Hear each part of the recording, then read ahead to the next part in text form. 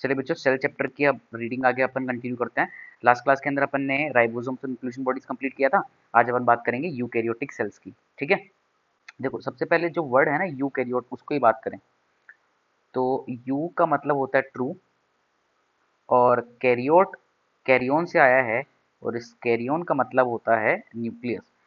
जिस सेल के अंदर ट्रू न्यूक्लियस होता है, वेल डिफाइंड न्यूक्लियस होता है, न्यूक्लियस के चारों तरफ मेम्ब्रेन प्रेजेंट होती है, उसे अपन यूकैरियोटिक सेल और उस ऑर्गेनिज्म को अपन यूकैरियोट बोलते हैं। ठीक है, तो अपन यूकैरियोटिक सेल की बात करें, आपकी एनसीईआरटी लिखती है the eukaryote include all the protist plants animals and fungi. कि यूकैरियोट्स के अंदर अपन प्रोटिस्टा को, प्लांट को, एनिमल और फंजाई को इंक्लूड करते हैं। देखो जो 5 किंगडम क्लासिफिकेशन है बेटा, उसके अकॉर्डिंग कंप्लीट लिविंग ऑर्गेनिजम्स को अपन 5 किंगडम में डिवाइड करते हैं। कौन कौन सी? Monera, Protista, Fungi, Plantae and Animalia. ठीक है, आर एच विट्टिकर ने 1971 के अंदर, सॉरी 1969 के अंदर ये 5 किंगडम क्लासिफिकेशन दिया था। अब जो मोनेरा है ना, किंगडम मोनेरा, उसके अंदर अपन सारे यूनिसेल्युलर प्रोकैरियोट्स को रखते हैं। प्रोकैरियोट्स मतलब bacteria, blue green algae, cyanobacteria, archaebacteria, इनको रखते हैं। प्रोटिस्टा के अंदर हम सारे यूनिसेल्युलर यूकैरियोट्स को रखते हैं। फंजाई, प्लांटी और एनिमेलिया के अंदर हम मल्टी सेल्युलर यूकैरियोट्स की मेनली बात करते हैं। तो अगर आपसे पूछा जाए बताओ यूकैरियोटिक किंगडम्स कौन कौन सी हैं? 4 किंगडम हो गई ना, प्रोटिस्टा, फंजाई, प्लांटी, एनिमेलिया। इनके अंदर यूनिसेल्युलर यूकैरियोटिक कौन सी है? प्रोटिस्टा। और बाकी तीनों कौन सी हैं? Multi cellular eukaryotic. तो उसी को आपकी एनसीईआरटी लिखती है the eukaryote include all the protist plants animals and fungi. In eukaryotic cell, there is an extensive compartmentalization of the cytoplasm through the presence of membrane-bound organelles. हाँ, अब देखो eukaryotic cell के अंदर एक्सटेंसिव कंपार्टमेंटलाइजेशन देखने को मिलता है। Extensive का मतलब होता है बहुत ज्यादा, कंपार्टमेंटलाइजेशन का मतलब है छोटे छोटे कंपार्टमेंट्स या फिर छोटे छोटे रूम्स के अंदर डिवाइड करना। देखो होता क्या है, जो यूकैरियोटिक सेल है ना, जैसे मान लो ये यूकैरियोटिक सेल है, उसका जो साइटोप्लाज्म है वो बहुत छोटे छोटे कंपार्टमेंट्स में डिवाइडेड होता है। और ये कंपार्टमेंट्स और कुछ नहीं बेटा, सेल ऑर्गेनलीज हैं। जैसे कि ये हो गया मान लो माइटोकॉन्ड्रिया, ठीक है, ये हो गया लाइसोसोम हो गया, ये मैं प्लांट सेल की बात करूँ तो ये बड़ा सा वैक्यूल हो गया, ये आपका न्यूक्लियस हो गया। तो इस तरह से बहुत सारे छोटे छोटे कंपार्टमेंट्स के अंदर साइटोप्लाज्म डिवाइडेड होता है। अच्छा, इससे फायदा क्या होता है? फायदा ये होता है, जैसे कंपार्टमेंटलाइजेशन होता है ना, तो डिवीजन ऑफ लेबर हो जाता है। डिवीजन ऑफ लेबर का मतलब काम का बराबर बंटवारा। जैसे अगर मैं बात करूं, माइटोकॉन्ड्रिया का काम क्या है? माइटोकॉन्ड्रिया का काम दे दिया जाता है एनर्जी का प्रोडक्शन करना। लाइसोसोम की बात करूं मैं, लाइसोसोम का काम होगा फॉरेन पार्टिकल्स को डिस्ट्रॉय करना, और जो डाइजेशन है वो कराना। वैक्यूल का काम क्या होगा? वैक्यूल का मेन काम होगा स्टोरेज करना। ठीक है, न्यूक्लियस का काम क्या होगा? सेल को कंट्रोल करना, गवर्न करना। तो इस तरह से सारे काम को अपन अलग अलग कंपार्टमेंट्स, अलग अलग सेल ऑर्गेन को बांट देते हैं ताकि काम अच्छे से हो पाए, एफिशिएंटली हो पाए। ठीक है, आगे पढ़ें। Eukaryotic cells possess an organised nucleus, बिल्कुल ऑर्गेनाइज्ड न्यूक्लियस होता है, विद अ न्यूक्लियर एनवेलप, जिसके चारों तरफ न्यूक्लियर एनवेलप होती है। देखो यूकैरियोटिक सेल के अंदर जो न्यूक्लियस होता है ना, वो डबल मेम्ब्रेन बाउंड होता है, दो मेम्ब्रेन होती है। जैसे अगर मैं बना के दिखाऊं आपको, देखो दो मेम्ब्रेन होती हैं इस तरह से, ये एक आउटर मेम्ब्रेन और ये एक इनर मेम्ब्रेन। ठीक है, आउटर और इनर मेम्ब्रेन के बीच में एक स्पेस होता है जिसको अगर आगे अपन पढ़ेंगे, जिसको बोलते हैं अपन पेरीन्यूक्लियर स्पेस। और जगह जगह पर ये आउटर और इनर मेम्ब्रेन आपस में आकर के फ्यूज हो जाती हैं। जिस पॉइंट पर आउटर और इनर मेम्ब्रेन फ्यूज होती है ना बेटा, वहां पर एक छोटा सा, वहां पर छोटे छोटे पोर्स बन जाते हैं जिन्हें कहा जाता है न्यूक्लियर पोर। ठीक है, ये लो। तो आगे अपन एनसीईआरटी लिख के, in addition to eukaryotic cells, in addition eukaryotic cells have a variety of complex locomotory and cytoskeleton structures. मतलब इसके साथ साथ यूकैरियोटिक सेल के अंदर लोकोमोटरी स्ट्रक्चर्स होते हैं। लोकोमोटरी स्ट्रक्चर जैसे कुछ सेल के अंदर फ्लैजिला होते हैं जिसकी हेल्प से मूव करते हैं, कुछ सेल्स के अंदर सिलिया होते हैं, सिलिया की हेल्प से मूवमेंट होती है। तो लोकोमोटरी स्ट्रक्चर्स वगैरह। साइटोस्केलेटन स्ट्रक्चर्स मतलब सेल के अंदर बेटा एक साइटोस्केलेटन होता है जो तीन चीजों से बना होता है। ये जो साइटोस्केलेटन है ना, ये मेनली तीन कंपोनेंट का बना होता है: माइक्रोट्यूब्यूल्स, माइक्रोफिलामेंट्स और इंटरमीडिएट फिलामेंट्स। ठीक है, माइक्रोट्यूब्यूल्स, माइक्रोफिलामेंट्स और इंटरमीडिएट फिलामेंट्स। अच्छा, इनका काम क्या है? जैसे हमारी बॉडी के अंदर जो स्केलेटन है, बोन्स का बना हुआ स्केलेटन, उसका काम होता है स्ट्रक्चर प्रोवाइड कराना और हमें हमारे को संभाल के रखना। उसी तरह से सेल को भी एक डेफिनेट स्ट्रक्चर देने का काम करता है साइटोस्केलेटन। ठीक है, there genetic material is organised into chromosomes. अब इनका जो जेनेटिक मटेरियल है वो ऑर्गेनाइज होकर के क्रोमोसोम का फॉर्मेशन करता है। होता क्या है, ये जो बेटा मान लो डीएनए है, जैसे ये डीएनए कंडेंस हो जाता है, इकट्ठा हो जाता है और क्रोमोसोम का इस तरह से फॉर्मेशन होता है। तो क्रोमोसोम का फॉर्मेशन होता है यूकेरियोटिक सेल्स के अंदर। कब होता है, हमेशा नहीं होता क्रोमोसोम्स, याद रखना। क्रोमोसोम का formation only during division, only during cell division, वरना हमेशा सेल के अंदर आपको क्रोमेटिन दिखेगा, डीएनए के थ्रेड्स दिखेंगे। ओनली ड्यूरिंग सेल डिवीजन आपको क्रोमोसोम का फॉर्मेशन होगा। ठीक है। All eukaryotic cells are not identical, बहुत अच्छी लाइन है, सारी यूकेरियोटिक सेल्स आइडेंटिकल थोड़ा ना होते हैं। समझाएं इसको बात। देखो हम बोलते हैं ज्यादातर तो सिमिलैरिटीज होती हैं लेकिन बिल्कुल एग्जैक्टली आइडेंटिकल नहीं होते हैं। आगे आपकी एनसीईआरटी देखो कैसे लिख रही है इसको, plant and animal cells are different as the former, former मतलब पहले वाला, प्लांट की बात कर रहे हैं। Former possess cell wall plastid and a large central vacuole which are absent in the animal sales.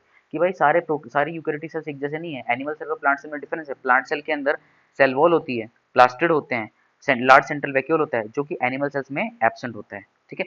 Animal cell में बेटा वैक्यूल प्रेजेंट हो सकता है लेकिन यूजुअली नहीं होता है, और अगर है भी तो वो नेग्लिजिबल होता है, बिल्कुल छोटा सा होता है, ना के बराबर होता है। ठीक है। On the other hand animal cells have centriole, animal cells के अंदर सेंट्रियोल होते हैं जो ऑलमोस्ट सभी प्लांट सेल्स के अंदर एब्सेंट होते हैं। तो पैराग्राफ समझ में आ गया। अब देखो एनिमल सेल और प्लांट सेल के बीच में आपने आपकी एनसीईआरटी ने डायग्राम बेस देखो समझा इसको, तो अपन भी बात करें इसकी। ऊपर वाला डायग्राम प्लांट सेल का है, नीचे वाला डायग्राम एनिमल सेल का है। तो अगर मैं पहले प्लांट सेल की बात करता हूँ, देखो सबसे पहले प्लांट सेल की बात करें अपन, तो देखो एक एक करके शुरू करें। सबसे पहले देखो पहली क्या लिखी है, न्यूक्लियस, तो ये सेंटर वाला पार्ट हो गया न्यूक्लियस। देखो न्यूक्लियस डबल मेम्ब्रेन बाउंड दिख रहा है, ये एक आउटर मेम्ब्रेन हो गई, ये इनर मेम्ब्रेन हो गई, और जहां पर ये आउटर इनर मेम्ब्रेन फ्यूज हो रही है देखो वहां पर छोटे छोटे पोर्स बन रहे हैं वाले, इस तरह से छोटे छोटे पोर्स, इनको न्यूक्लियर पोर्स कहा जाता है। ठीक है। आगे न्यूक्लियोलस, सेंटर के अंदर आप देख रहे हो ये न्यूक्लियोलस। न्यूक्लियोलस क्या है, एक तरह का स्फेरिकल मेम्ब्रेन लेस स्ट्रक्चर होता है।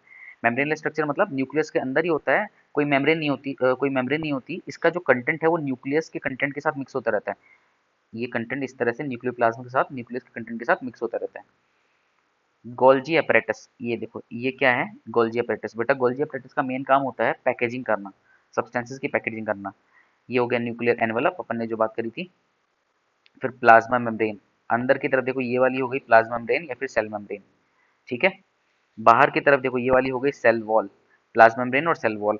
और दोनों के बीच में देखो दिख रही है आपको मिडिल लैमेला। मिडिल लैमेला क्या है, मिडिल लैमेला को प्लांट के अंदर हम बोलते हैं सीमेंटिंग लेयर है। ये दो प्लांट सेल्स को आपस में जोड़ने का काम करती है।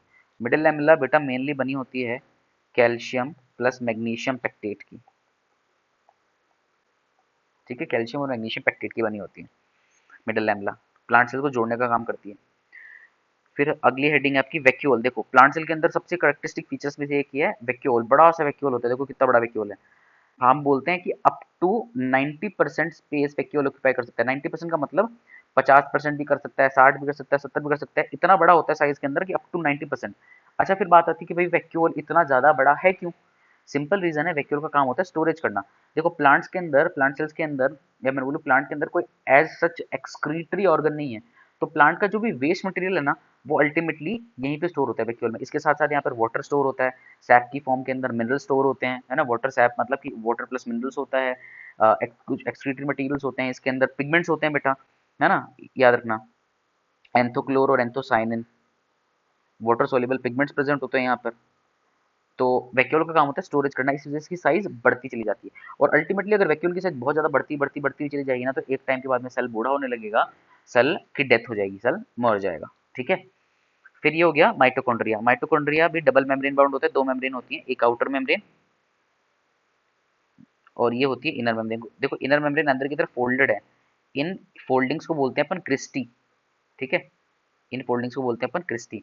माइटोकॉन्ड्रिया का काम होता है सेल के अंदर एनर्जी का प्रोडक्शन करना, एटीपी का फॉर्मेशन करना। तो एटीपी की फॉर्मेशन साइट होती है माइटोकॉन्ड्रियन। अच्छा माइटोकॉन्ड्रिया, और यहाँ पर कॉन्ड्रियन क्यों लिखा है, सिंगुलर कॉन्ड्रियन होता है और प्लूरल कॉन्ड्रिया होता है। ठीक है, अगर प्लूरल लिख रहा हो तो कॉन्ड्रिया लिख देंगे अपन। फिर ये राइबोसोम्स है, ये देखो ये राइबोसोम्स हो गए। ठीक है, ribosomes are the site of protein synthesis. Chloroplast हो गया, क्लोरोप्लास्ट के अंदर फोटोसिंथेसिस होती है, क्लोरोफिल पिगमेंट होता है। साइटोप्लाज्म हो गया जो सेमी फ्लूइड मैट्रिक्स है। परोक्सिसोम क्या होता है? परोक्सिसोम देखो, ये परोक्सिसोम हो गया। परोक्सिसोम क्या है? एक तरह की माइक्रोबॉडी है बेटा। माइक्रोबॉडी क्या होती है? Microbody single membrane bound structures होते हैं, सिर्फ एक मेम्ब्रेन होती है चारों तरफ। माइक्रोबॉडी के अंदर बहुत सारे एंजाइम्स प्रेजेंट होते हैं और उन्हीं एंजाइम के बेसिस पे माइक्रोबॉडीज का डिफरेंट काम होते हैं। जैसे जो परोक्सिसोम है ना, परोक्सिसोम के अंदर एक स्पेशल एंजाइम प्रेजेंट है जिसको बोलते हैं अपन कैटलेज एंजाइम। पता है, कैटलेज परोक्सिसोम को मार्कर एंजाइम है, मतलब ऐसा एंजाइम जिसको देख करके हम परोक्सिसोम की पहचान कर सकते हैं। ठीक है, कैटलेज करता क्या है? कैटलेज H2O2 हाइड्रोजन पेरोक्साइड जो कि टॉक्सिक सब्सटेंस है, उसको कन्वर्ट कर देता है H2O प्लस में O2 में, जो कि नॉन टॉक्सिक है। तो बेसिकली सेल के अंदर डिटॉक्सिफिकेशन का काम करता है कैटलेज एंजाइम। और पेरोक्सिसोम के अंदर पेरोक्सिसोम का क्या काम है? ये बेटा बीटा ऑक्सीडेशन का काम करते हैं फैटी एसिड्स का, beta oxidation of fatty acids. और एक चीज और याद रखना, जो पेरोक्सिसोम है ना बेटा, पेरोक्सिसोम साइट है फोटो रेस्पिरेशन की, साइट फॉर फोटो रेस्पिरेशन। एक बार क्वेश्चन आया था नीट में, वैसे तो अभी डिटेल में पढ़ोगे प्लांट फिजियो में, लेकिन यहीं पे बता देता हूँ। देखो, फोटो रेस्पिरेशन, आप इतना समझो, फोटो रेस्पिरेशन एक ऐसी प्रोसेस है जो प्लांट के लिए वेस्टफुल है, वेस्टफुल प्रोसेस है, नुकसानदेह प्रोसेस है। इसको अपन C2 साइकिल के नाम से भी जानते हैं। ठीक है, तो ये 3 सेल ऑर्गेनिज्म में कंप्लीट होती है। कौन कौन से? क्लोरोप्लास्ट, पेरोक्सिसोम और माइटोकॉन्ड्रिया। तो कई एक बार नीट में क्वेश्चन आया था, वो पूछ लिया था कि किन सेल ऑर्गेनिज्म के अंदर फोटो रेस्पिरेशन कंप्लीट होती है। तो याद रखना, क्लोरोप्लास्ट, पेरोक्सिसोम और माइटोकॉन्ड्रिया, और इसी ऑर्डर में याद रखना है ना? Chloroplast, peroxisome, mitochondria. तो याद रख सकते हो कैसे? चम्मच पर मिठाई, चम्मच क्लोरोप्लास्ट पर पेरोक्सिसोम मिठाई माइटोकॉन्ड्रिया, या फिर चाय पर मक्खी, चाय पर मक्खी बैठ जाती है ना, चाय से क्लोरोप्लास्ट, पर से पेरोक्सिसोम और मक्खी से माइटोकॉन्ड्रिया। ठीक है, तो ये पेरोक्सिसोम की बात हो गई। फिर ये माइक्रोट्यूब्यूल है बेटा, माइक्रोट्यूब्यूल हमने बात करी थी ना अभी। माइक्रोट्यूब्यूल साइटोस्केलेटन का पार्ट होता है। जो माइक्रोट्यूब्यूल है, माइक्रोट्यूब्यूल से स्पिंडल फाइबर की फॉर्मेशन होती है। आगे पढ़ेंगे स्पिंडल फाइबर क्या होता है। माइक्रोट्यूब्यूल सेंट्रियोल बनाने में काम आता है। माइक्रोट्यूब्यूल्स के बहुत सारे यूजेस हैं। ठीक है, प्लाज्मोडेस्माटा क्या होता है? प्लाज्मोडेस्माटा साइटोप्लाज्मिक कनेक्शंस होती हैं, दो प्लांट सेल के बीच में मटेरियल्स एक्सचेंज करने के लिए प्लाज्मोडेस्माटा होता है। स्मूथ एंडोप्लाज्मिक रेटिकुलम, देखो यहाँ पर किसी तरह के राइबोसोम नहीं है, तो ये स्मूथ एंडोप्लाज्मिक रेटिकुलम है। ये रफ एंडोप्लाज्मिक रेटिकुलम के ऊपर क्या प्रेजेंट है? राइबोसोम्स प्रेजेंट है, तो ये रफ हो गया। लाइसोसोम, लाइसोसोम का काम होता है सेल के अंदर डाइजेशन कराना, फॉरेन मटेरियल्स को डाइजेस्ट कराना। और सेल के अंदर जो सेल ऑर्गेनिज की डेथ हो गई है, या फिर जो बूढ़े हो गए हैं, या फिर जो काम नहीं कर रहे हैं, उनका डाइजेशन कराने का काम भी करता है लाइसोसोम। एक्चुअली में इसके पास एक एंजाइम्स होते हैं, इनके पास बेटा एसिड हाइड्रोलेसिस एंजाइम होते हैं। ये एसिड हाइड्रोलेसिस वाटर के प्रेजेंस में काम करते हैं। ठीक है, लगभग जब pH 5 होता है ना, तो इनकी ऑप्टिमम या फिर मैक्सिमम एक्टिविटी होती है। बहुत सारे एंजाइम्स होते हैं, जैसे लिपिड को डाइजेस्ट करने के लिए लाइपेजेस होंगे, न्यूक्लिक एसिड को डाइजेस्ट करने के लिए मतलब न्यूक्लियसेस होते हैं।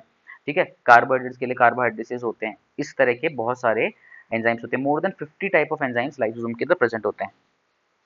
ये हो गया सारी लेबलिंग अपनी कंप्लीट। तो ये हो गया किसकी बात? प्लांट सेल की बात। अब प्लांट सेल के अंदर देखो क्या एक्स्ट्रा चीज दिख रही है आपको, अभी बता देता हूँ आपको।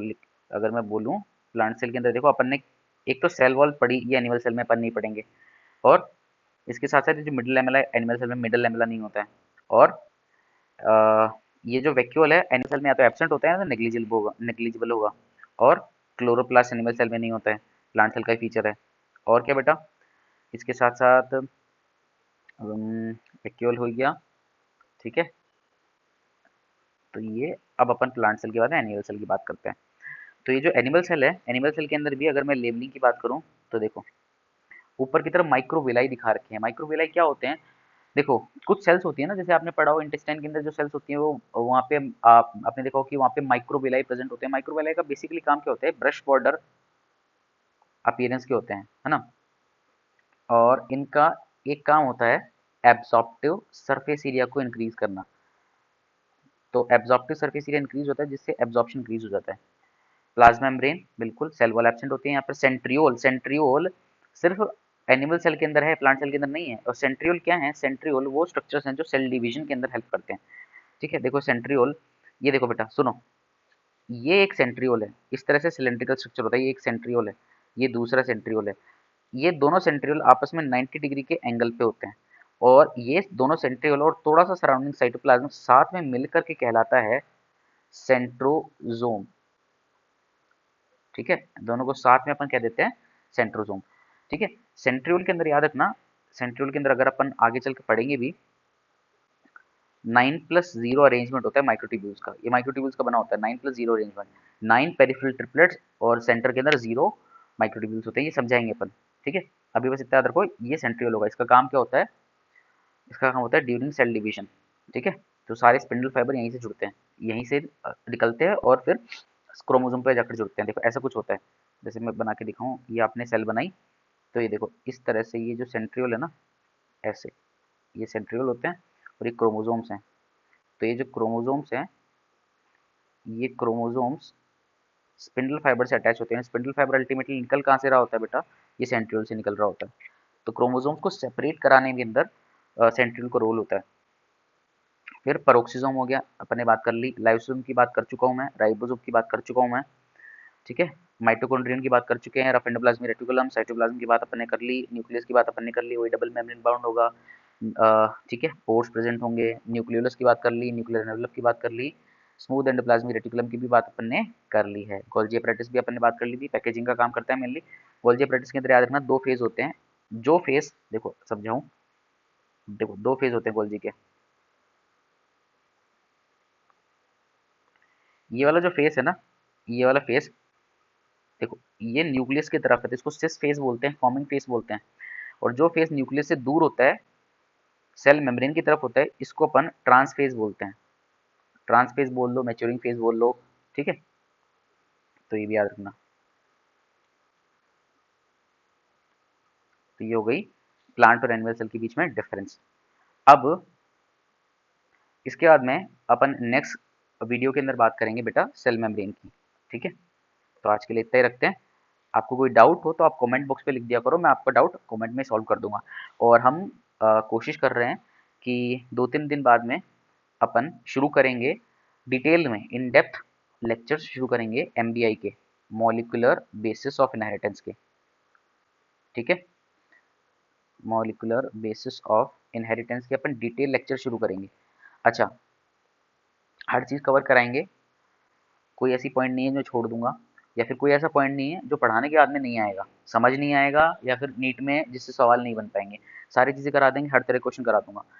लेकिन क्योंकि इतना अपने पास टाइम नहीं होता कि मैं डेली वीडियो अपलोड कर पाऊँ, तो मैं कोशिश करूँगा फ्रीक्वेंसी इसकी रहेगी हर दूसरे दिन या फिर हर तीसरे दिन। कोशिश करूँगा कि हर 2 से 3 दिन के अंदर एक लेक्चर, डिटेल्ड लेक्चर आपको मिल जाए। ठीक है, नीट अभी काफ़ी दूर है, तो अपन धीरे धीरे करके भी पढ़ेंगे तो आराम से सिलेबस अपना हो सकता है। ठीक है, आज के लिए इतना ही। थैंक यू वेरी मच, आपका दिन मंगलमय हो।